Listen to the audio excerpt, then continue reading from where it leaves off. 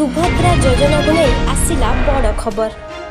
वर्तमान समय मुख्य आकर्षण सृष्टि करिछि सुभद्रा योजना। चलंतु जानिबा केमिति मिलिबो सुभद्रा टंका।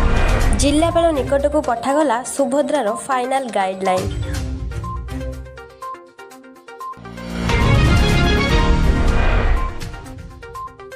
केउ माने सुभद्रा योजनार लाभ पाइबे और केउ मानदंड पूरण कले हिताधिकारी योग्य घोषित हेबे ताहा गाइडलाइन रे उल्लेख रहिछि।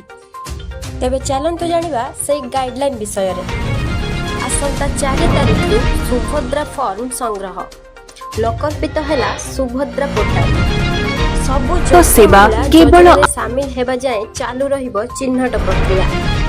subhadra.odisha.gov.in एही पोर्टाल रे ही हेबो आवेदन आउ एथिपाई गाँ गाँ रे बंटा चलीछि फॉर्म भरिबा परे उभय ओडिया और इंग्राजी भाषा रे एही वेबसाइट को जाई निःशुल्क आवेदन करि परिबे। पोर्टाल रे योजना संपर्कित समस्त तथ्य रहिछि। हिताधिकारी बयस 21 रु अधिक और 60 वर्ष कम होइथिबा आवश्यक।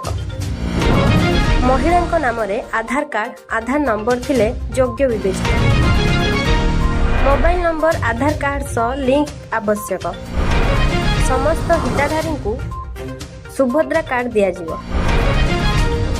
वार्षिक 2टी किस्ती रे पाइबे 10,000 टंका। 5 वर्ष रे मोट 50,000 टंका पाइबे हिताधिकारी। बैंक अकाउंट को सीधा सड़क सहायता टंका प्रदान करा जिवो। परिवारर सबु योग्य महिला को टंका जोगाई दिया जिवो। संशोधित गाइडलाइन रे राशन कार्ड धारी परिवार को लाभ मिलिबो। वार्षिक 2.5 लाख टंका रु कम आय परिवार पाइबे सुविधा। संशोधित गाइडलाइन परे बहु निम्न मध्यवित्त परिवार बाद पड़िबा आशंका।